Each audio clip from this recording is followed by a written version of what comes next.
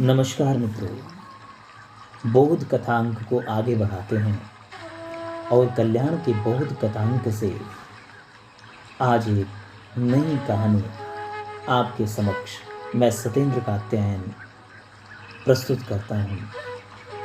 कहानी का शीर्षक है अधर्म का दुष्परिणाम कब। एक गांव में एक परचून की दुकान करता था।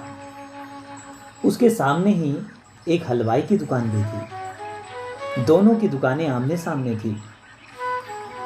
इन दोनों में परचूनी तो ईमानदारी से धर्मपूर्वक सौदा बेचता था और हलवाई दूध में पानी मिलाकर बेईमानी और अधर्मपूर्वक व्यवहार करता था। थोड़े ही दिनों में हलवाई मालदार हो गया, परचूनी गरीब ही बना रहा। परचूनी इस विषय में पंडितों से प्रश्न किया करता कि धन कैसा होता है। इसका यह उत्तर कि धर्म से ही धन होता है उसकी समझ में ही नहीं आता था, क्योंकि उसका पड़ोसी हलवाई तो अधर्म करके ही मालदार हुआ था। एक दिन एक विरक्त महात्मा आए।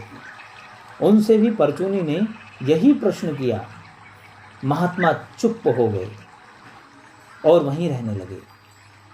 कुछ दिन पीछे बोले, तुम गंगा स्नान को चलो।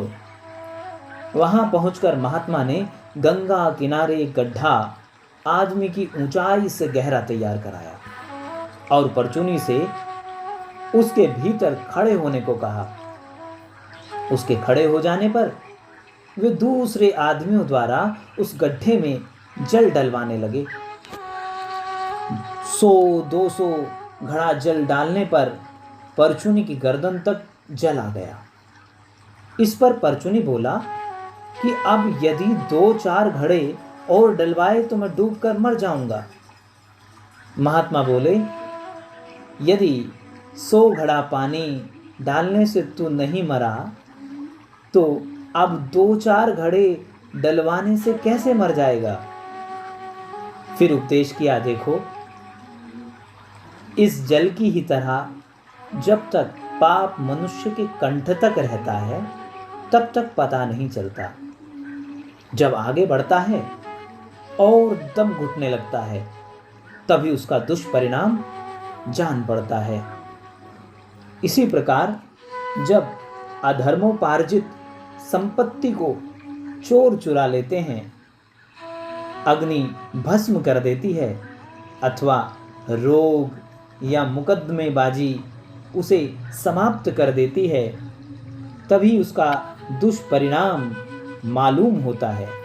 वास्तव में तो धर्म से ही धन की रक्षा होती है। नमस्कार।